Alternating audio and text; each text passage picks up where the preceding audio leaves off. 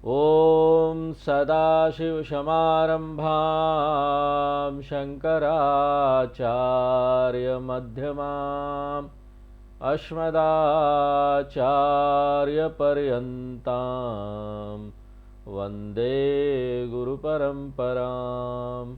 ॐ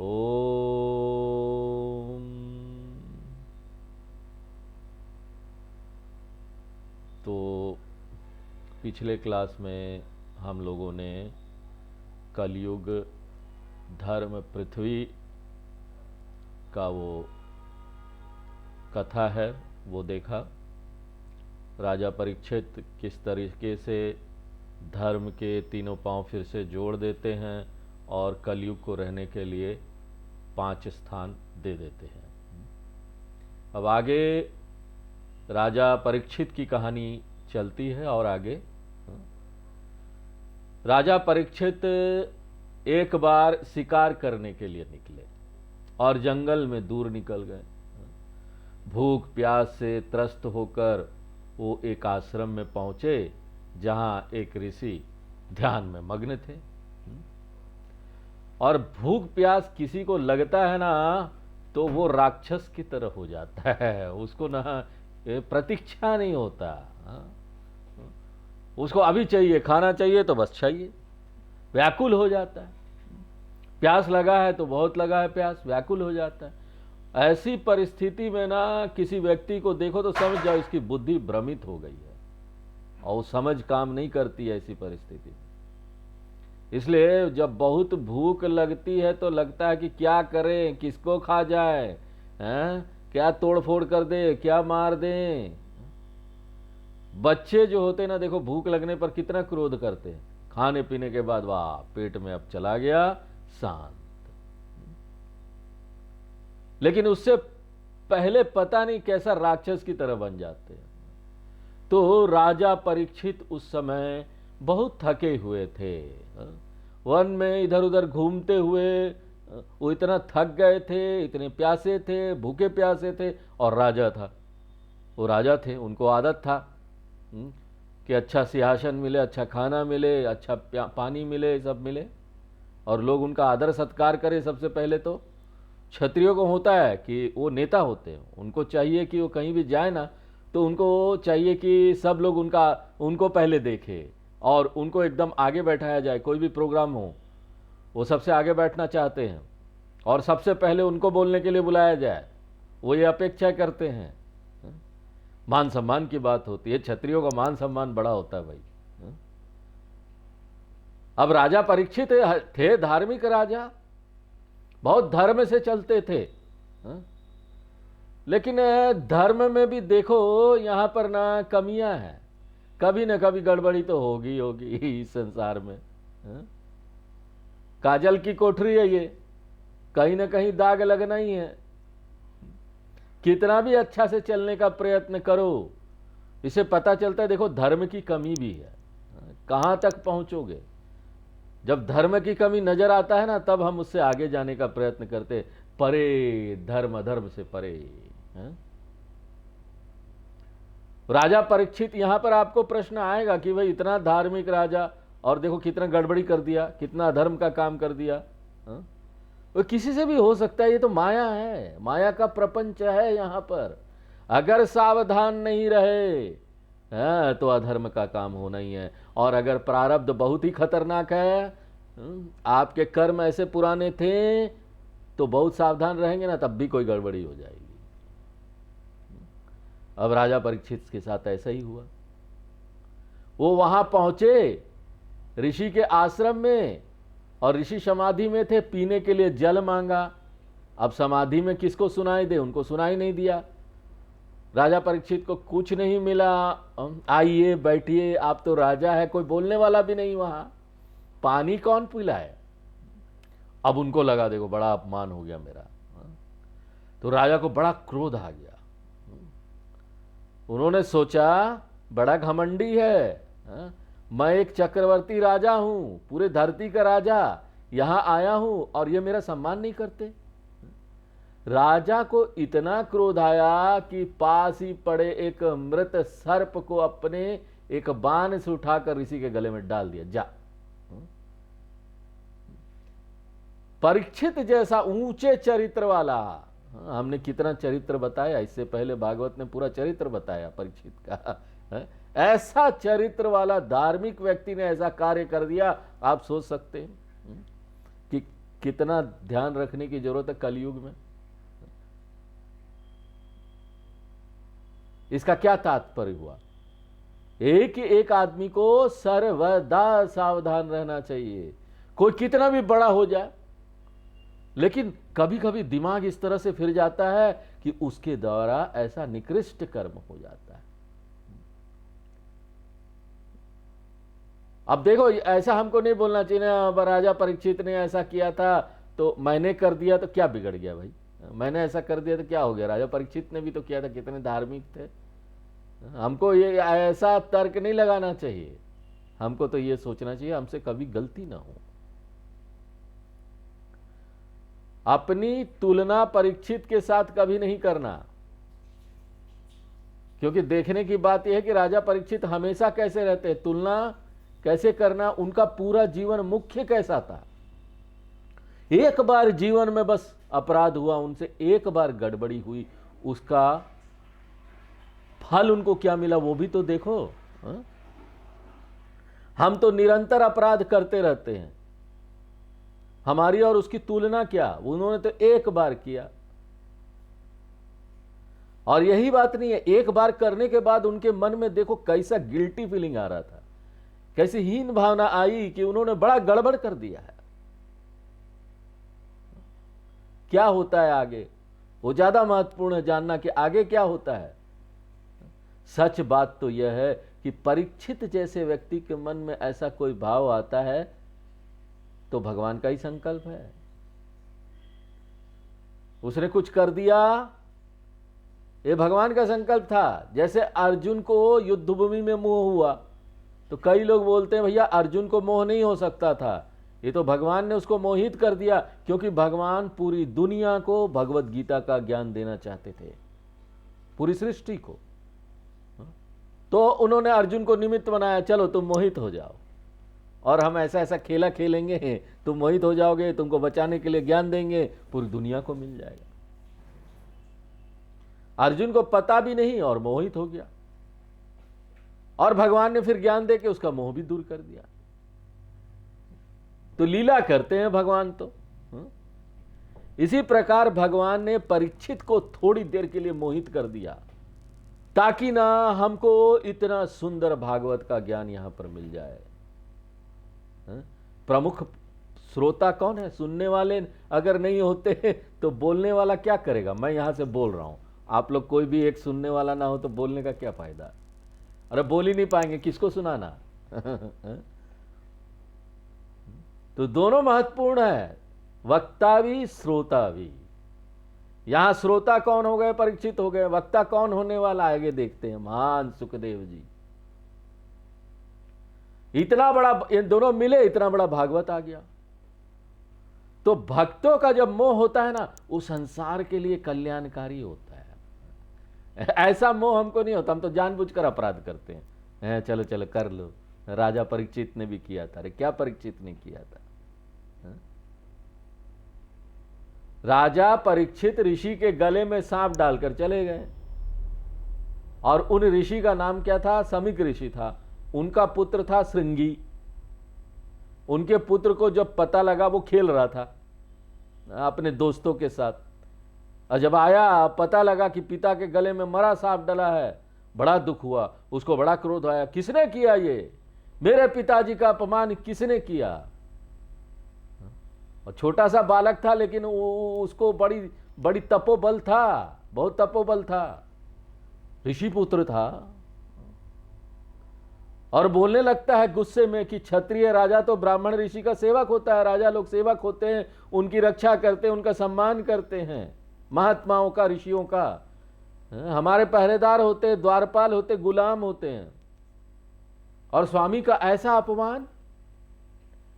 तुमने एक मरा हुआ सांप मेरे पिताजी के गले में डाला, जाओ। मैं हाथ में जल लेता है और वो श्राप दे देता है कि 7वें दिन तक्षक नाग आकर तुमको दंश करेगा और तुम्हारा मरण हो जाएगा।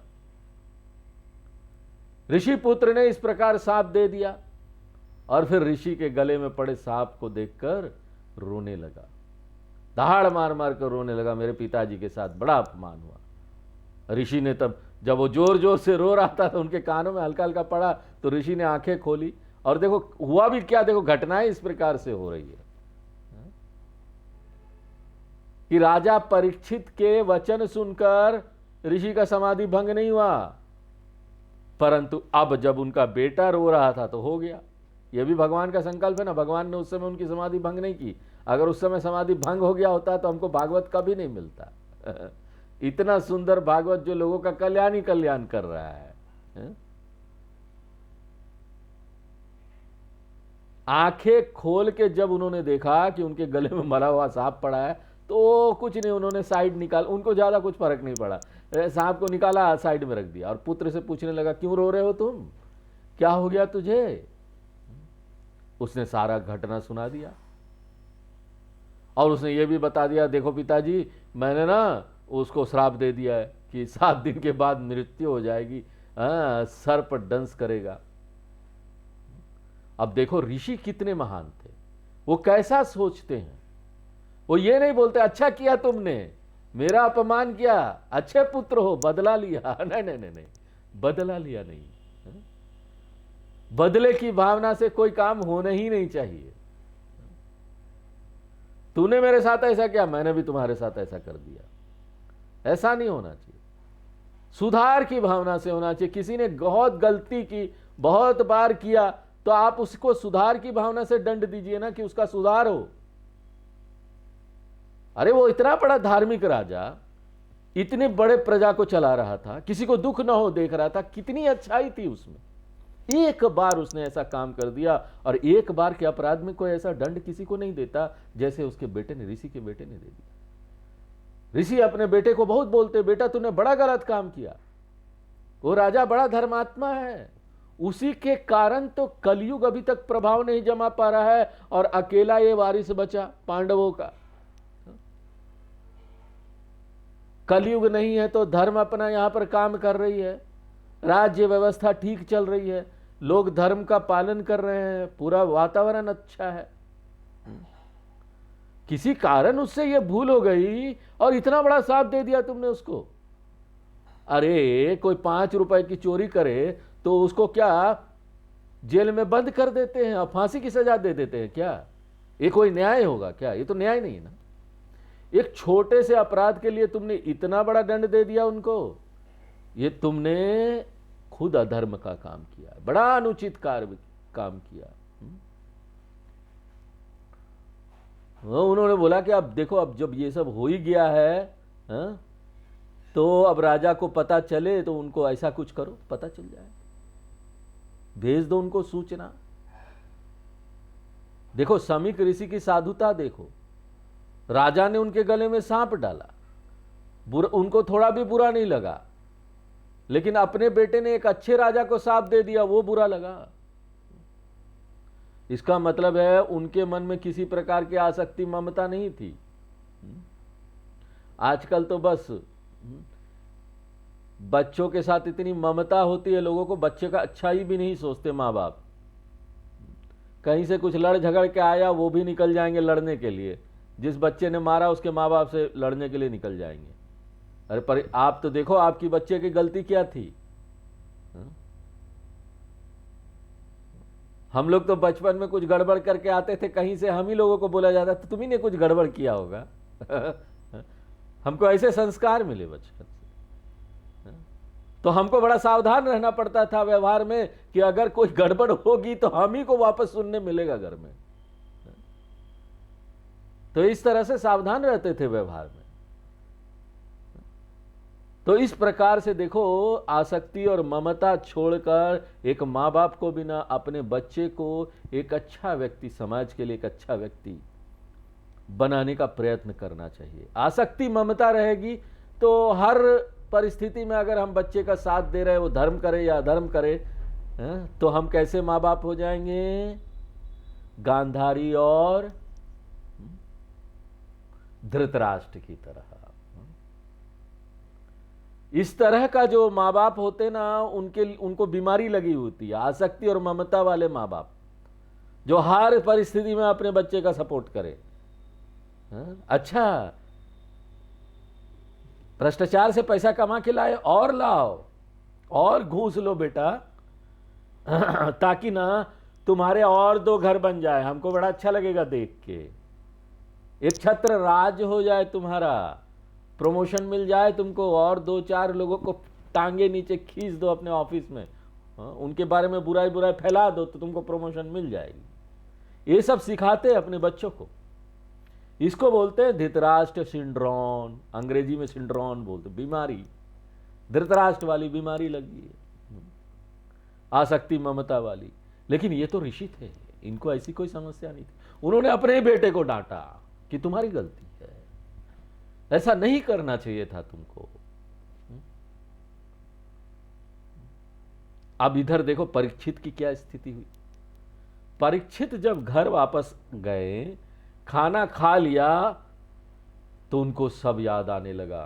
पेट में खाना चला गया, विवेक बुद्धि वापस आई, क्योंकि वो धर्मात्मा थे, उनके अंदर धर्म था।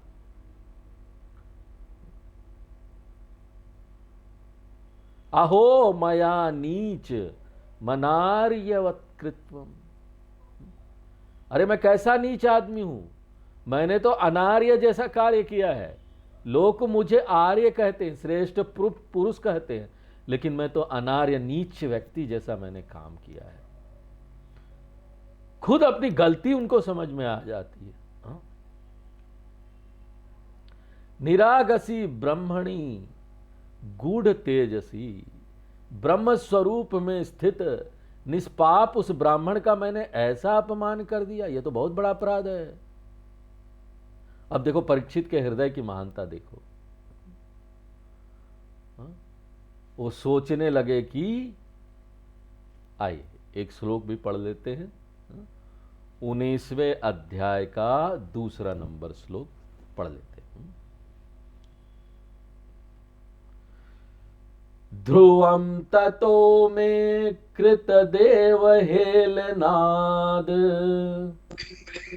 ध्रुवं ततो मे कृतदेव हेलनात्, दुरत्ययं व्यसनं नाति दीर्घात्, दुरत्ययं व्यसनं नाति दीर्घात्, तदस्तु कामान्यघनिष्कृताय मे,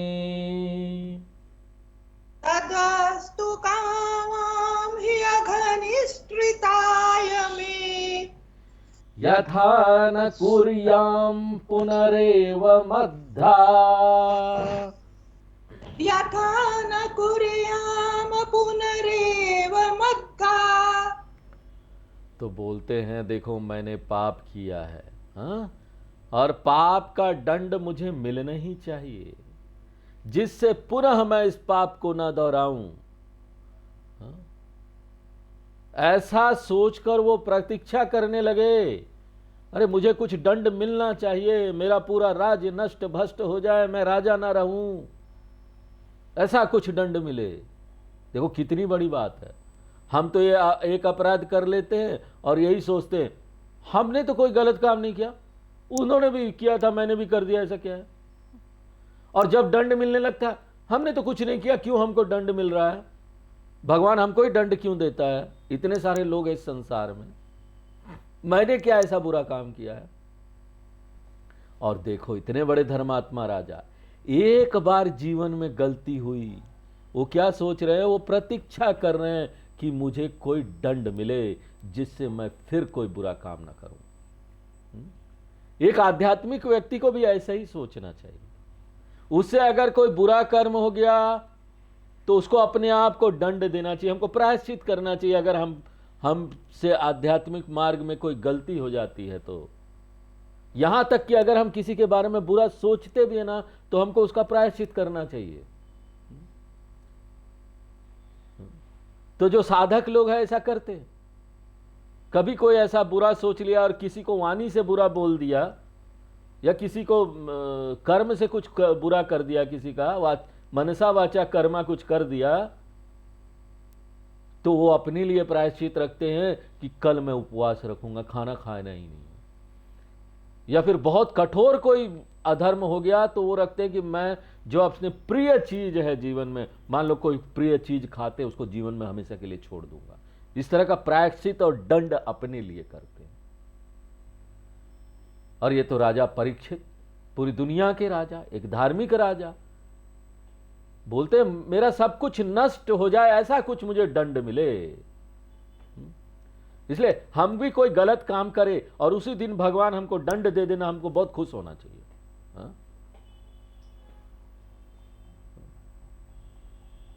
कितने लोग ना सोचते हमने अधर्म किया, बच गए, बड़ा अच्छा हुआ, चलो फिर दूसरे दिन वही करेंगे। ट्रेन में होता, ट्रेन में टिकट नहीं लिया, चले गए, ऐसे यात्रा कर लिया, पकड़े नहीं, टीटी ने पकड़ा नहीं, वाह पकड़ा। कई लोग होते पहली बार ट्रेन में टिकट नहीं लिया, पहले दिन टिकट टीटी ने पकड़ लिया, पहले दिन पकड़ा गया। तो खुश होना चाहिए, अरे भगवान की बड़ी कृपा है, पहले दिन मैंने अधर्म किया और पहले दिन मैं पकड़ा गया ताकि आगे से ना करूं। इसलिए पहले दिन भगवान की बड़ी कृपा हुई कि उन्होंने मुझे आगे गलत काम करने से रोक लिया। ये बड़ी उच्च बातें हैं ना, ये बातें हमको जल्दी समझ में नहीं आती।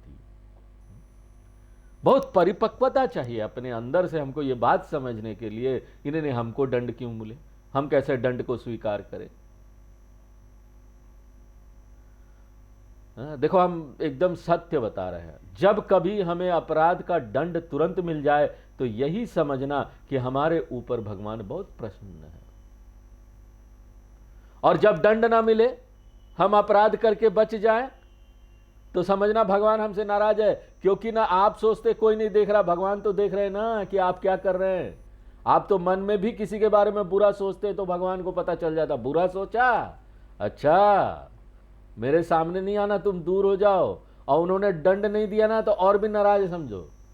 हमारे गुरुजी लोग भी ऐसा करते थे, कुछ गड़बड़ हो गई ना, वो बोलते थे देखो मैं तो जोर से तुमको डांटूंगा, तुम्हारी बेइज्जती करूंगा कि तुमने गलत काम किया, लेकिन उससे भी गलत क्या होगा मालूम है, मैं चुप हो जाऊंगा, कुछ नहीं बोलूंगा। और आप गलत काम करो और देखो गुरुजी कोई दंड ही नहीं दे रहे, चुप है, तो और भी आपको दिक्कत होगी। वो बोल ही नहीं रहे हैं, और भी दिक्कत हो जाती है। ऐसा कभी किसी को दंड देना ना, ऐसा करके देखो, बोलना ही बंद कर दो, कुछ नहीं बोलना, देखना और भी परेशानी होगी, उसको लगेगा पता नहीं क्या हो गया। तो भगवान नाराज होंगे ना, वो चुप हो जाएंगे, कोई दंड ही नहीं दिया, जाओ जाओ जाओ और आगे करो। और भी नाराज है ना, समझो कि तुम आगे और दंड मिला नहीं तो आगे और तुम ना कुछ गलत काम करने वाले हो। और वो जिससे खुश होते हैं ना, उनको तुरंत दंड दे देते, आज ही दंड ले लो ताकि आगे ना करो, तुम मेरे प्रिय शिष्य हो, तुम मेरे प्रिय भक्त हो, तुरंत सुधार कर देते। राजा परीक्षित ऐसा सोच ही रहे थे, उनको सूचना प्राप्त हुई कि ऋषि पुत्र ने उन्हें सांप दिया है और सांप के अनुसार 7वें दिन तक्षक नाग आकर उनको डस देगा। राजा बहुत प्रसन्न हुए। अरे कोई ऐसे खुश होता है क्या? किसी को पता चलेगा 7 दिन बाद मरने वाले हैं, वो भी तक्षक नाग आकर काट खाएगा, तो खुश होगा कि दुखी होगा? लेकिन देखो हमारे राजा परीक्षित, कितनी बड़ी बात है, हमारे शास्त्र इसीलिए तो प्रसिद्ध है। कहां यह बात लिखी हुई है कि मरने से लोग खुश हो जाते हैं? मरने वाला है और उसको लगा रहे अपराध का दंड मिल गया है, वो खुश हो गया कि चलो अपराध का दंड मिला।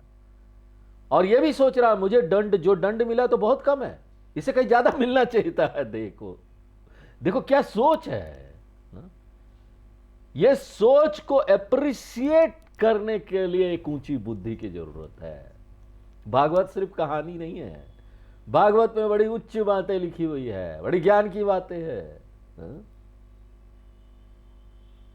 उन्होंने ये नहीं सोचा नहीं चलो चलो चलो ना इसको दूर करते हैं, हमको श्राप मिला है, श्राप की निवृत्ति का कोई उपाय करे। वो तो राजा थे, इतने धार्मिक राजा थे कि उनसे भी, जो श्रृंगी ऋषि जो उनका पुत्र था छोटा, उससे भी बड़े बड़े ऋषि लोग उसको आशीर्वाद देते थे उस राजा को। अगर वो एक बार भी किसी को बोलते ना, हे ऋषि महाराज, मुझे श्रृंगी ऋषि ने श्राप दिया है, आप इसका कुछ कीजिए, कोई भी ऋषि उनके लिए कुछ करने के लिए तैयार हो जाता, वो श्राप को किसी न किसी तरह काट देते। लेकिन उन्होंने ऐसा नहीं किया। उन्होंने कोई निवृत्ति का उपाय नहीं किया कि मुझे श्राप से छुटकारा मिले, जबकि उनके पास था, सब संसाधन थे। एक बड़ा, मान लो एक बहुत बड़े व्यक्ति को पता चल जाता है कि उसको कोई बीमारी हुई है और पैसे बहुत खर्च होंगे, डॉक्टर अच्छा चाहिए लेकिन ठीक हो जाएगा, और उसके बाद भी वो नहीं करता है, ना कोई डॉक्टर, पैसे भी है उसके पास है। लेकिन यहां पर क्या है, ऐसा कोई संसारिक व्यक्ति के साथ होगा तो वो तो सारे डॉक्टरों को इकट्ठा कर लेगा, जहां जहां जाना होगा इस संसार में, जहां इलाज होगा भाग के जाएगा वहां। ठीक होना है, बीमारी हो गई है, ओ खुद ढूंढेगा, तक्षक के काटने का इंजेक्शन कहां होगा, कौन बना रहा है इस दुनिया में, वहां पहुंच जाएगा, चाहे लाखों करोड़ों रुपया खर्च हो जाए, वो इंजेक्शन को लेकर आ जाएगा। लेकिन हमारे महाराज परीक्षित, उनके मन में ऐसा कोई विचार नहीं आया कि चलो 7 दिन बचे हैं, जल्दी जल्दी ढूंढो, कोई इंजेक्शन ढूंढो, ताकि तक्षक नाक काटेगा तो हम इंजेक्शन लगा लेंगे। इस प्रकार का व्यवस्था करने का विचार नहीं आया उनके मन में। उल्टा क्या हुआ, सांप की सूचना सुनकर वो बहुत प्रसन्न हो गए। ससाधु मैंने बोले बहुत अच्छा हुआ, और 7वें दिन ही क्यों 7वें दिन यह तक्षक नाक डस लेगा, क्योंकि सप्ताह में 7 ही दिन होते ना, कोई भी दिन 7वां हो सकता है। मृत्यु रूपी सर्प तैयार है, काल सर्प का दंश होने वाला है, तो किसी भी दिन कोई नोटिस नहीं आएगा भगवान का। हम सोचते हम बड़े युवा हैं, अभी बड़ा समय है, अभी क्या करना भगवान का नाम लेकर भागवत सुन के क्या करना, क्या भगवान का नाम लेंगे, अभी तो बहुत समय है, थोड़ा बुढ़ा जाने दो, हाथ पांव चलेंगे नहीं, बैठ पाएंगे नहीं, कान काम करेगा नहीं सुनने के लिए, उस समय भागवत सुनेंगे, उस समय भगवान की भक्ति करेंगे। अरे उस समय क्या भगवान की भक्ति होगी, अपने आप को संभालो, वही बहुत बड़ी बात होती है। तो इससे पहले कि 7वां दिन आ जाए और तक्षक नाग, मृत्यु रूपी तक्षक नाग हमको डसने के लिए आए, हमको ना इस ज्ञान को जान लेना चाहिए, अमरत्व प्राप्त कर लेना चाहिए शरीर में रहते रहते। हमारे शास्त्र दे रहे, लो ना, इस तत्व को जान लेना चाहिए। तो राजा परीक्षित ने क्या किया, जैसे ही उनको पता लगा कि श्राप मिला है, तो उन्होंने जन्मेजय, जो उनके 4 पुत्रों में सबसे बड़ा और ईरावती नाम की पत्नी से प्राप्त पुत्र था, उनको राज्य दे दिया। लो भैया चाबी थमा दी, जाओ राज्य तुम्हारा, और विरक्त हो गए, फ्री हो गए। विरक्त किसको बोलते हैं ना, जो फ्री है, सब रहते हुए भी जो फ्री है, क्षण भर में सब कुछ छोड़ दिया। अब कोई बोले परीक्षित से गलती हो गई, मैं भी गलती किया तो क्या, तो ये सब चीजों में भी बराबरी करनी चाहिए ना। तुम ऐसा हो क्या, तुम विरक्त हो क्या। अब यदि कोई परीक्षित की बराबरी करना चाहे तो इन सब बातों में भी करना चाहिए। सिर्फ ये नहीं कि अपराध में बराबरी करते रहे, ओ अपराध किया, कृष्ण भगवान ने मक्खन चोरी किया, हम भी चोरी करेंगे। अरे कृष्ण भगवान ने बहुत सारे और काम भी किए, वो सब करो ना, गीता दिया, पढ़ाओ ना गीता सबको, 2 गीता फिर मक्खन चोरी कर लेना, कोई बात नहीं। इतने सारे रानियों को खुश रखो ना, अपनी एक वाइफ को खुश नहीं रख सकते हो। उन्होंने 16,000 कितनी, और 16,008 या कितनी, उतनी रानियां, उनको खुश रखा। यहां घर में तो एक ही नाराज रहती है, उनको भी आप ठीक से नहीं, आप बोलते हैं कि मक्खन चोरी करेंगे। क्या मक्खन चोरी करोगे भैया, परीक्षित की बराबरी करना है तो उनके जैसा चरित्र भी होना चाहिए। खाली अपराध करने में बराबरी नहीं करना चाहिए। उन्होंने जीवन में सिर्फ एक बार अपराध किया, जबकि हम तो रोज ही करते रहते, निरंतर करते रहते। तो अपराध का दंड मिला है, ये जानकर वे बड़े प्रसन्न हुए। और क्या किया उन्होंने, सब छोड़कर गंगा जी के किनारे जाकर बैठ गए। बोले देखो अब तो मरना ही है, तो क्यों ना गंगा जी के किनारे बैठकर भगवान का नाम लेते हुए देह का त्याग करें। जो लोग भगवान का नाम लेकर देह का त्याग करते हैं ना, बड़े पुण्यवान होते हैं। उनको अगला जन्म बड़ा अच्छा मिलने वाला है, और ज्ञान हो गया तो जन्म भी नहीं मिलेगा।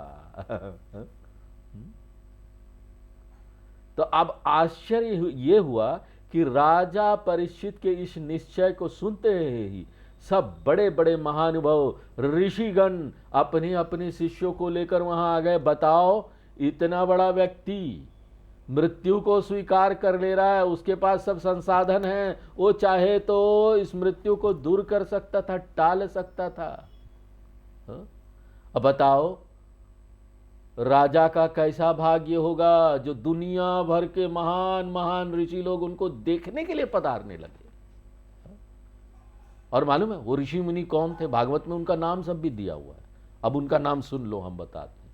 अत्रि ऋषि, वशिष्ठ, च्यवन ऋषि, शरद्वान ऋषि, अरिष्ट नेमि, भृगु, अंगिरा, पराशर व्यास जी के पिता, गाधिसूत, विश्वामित्र, परशुराम, उत्थई, इंद्रप्रमद, इद्धम बाहु, मेधाति थी, देवल, आरष्टिसेन, भारद्वाज, गौतम, पिप्पलाद, मैत्रेयी, और वह कवश, अगस्त्य, भगवान व्यास जी खुद जिन्होंने भागवत लिखा खुद, और नारद जी भगवान के इतने बड़े भक्त, वो भी पहुंच गए देखने के लिए। क्या बात है भैया, इतने बड़े महाराज प्राण त्याग रहे हैं।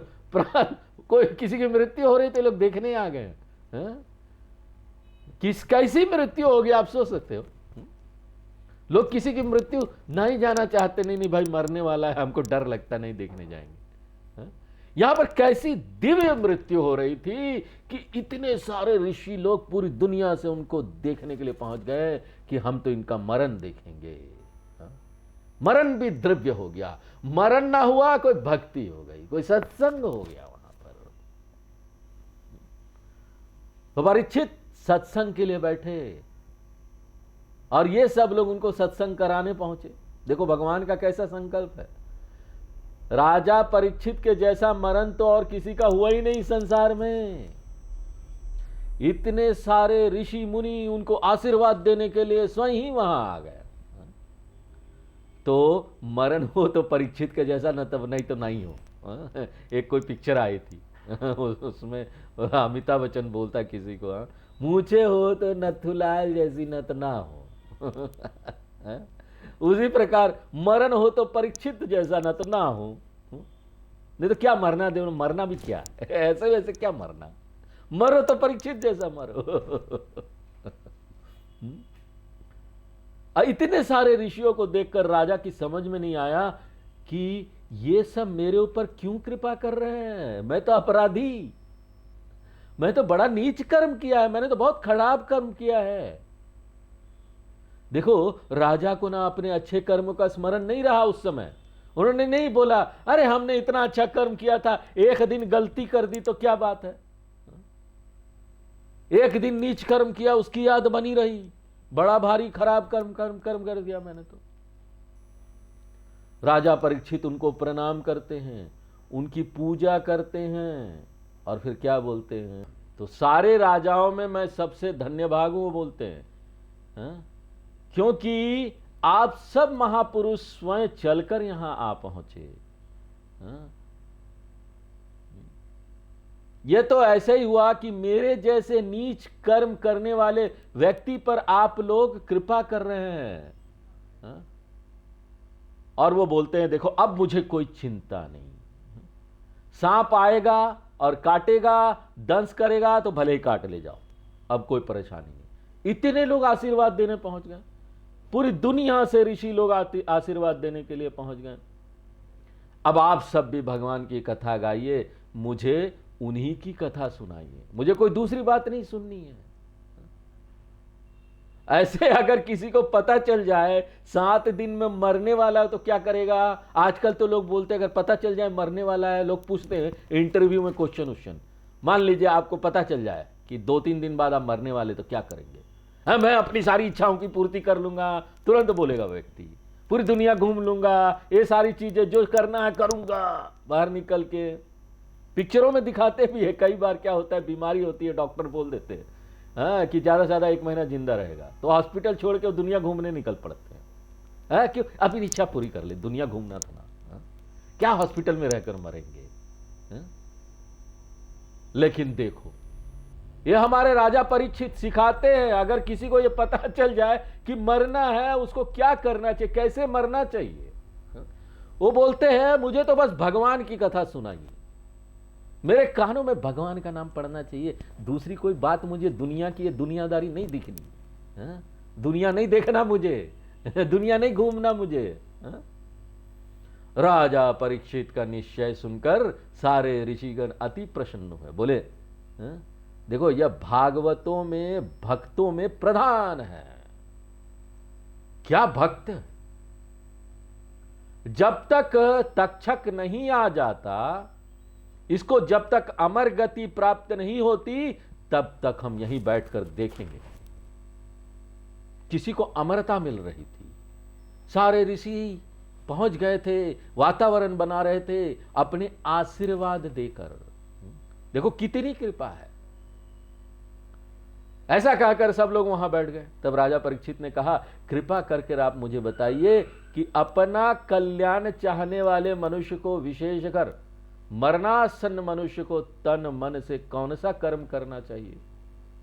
जो मरने वाला है, देखो सीखना, मरने वाला व्यक्ति क्या करना चाहिए उसको? डॉक्टर ने बोल दिया बस 2 महीना बचे, क्या करना चाहिए? अपना कल्याण जो चाहता है ना, जो अपना कल्याण नहीं चाहता, करो जो करना है भैया, हम क्या करें? तुम अपना कल्याण खुद ही नहीं चाहते हो तो हम क्या करें? लेकिन जो अपना कल्याण चाहता है उसको क्या करना चाहिए? तो आज यही विराम देते हैं, आगे देखेंगे कि जो अपना कल्याण चाहता है उसको क्या करना चाहिए। ओम पूर्णमदः पूर्णमिदं पूर्णात् पूर्णमुदच्यते पूर्णस्य पूर्णमादाय पूर्णमेवावशिष्यते। ओम शांति शांति शांति।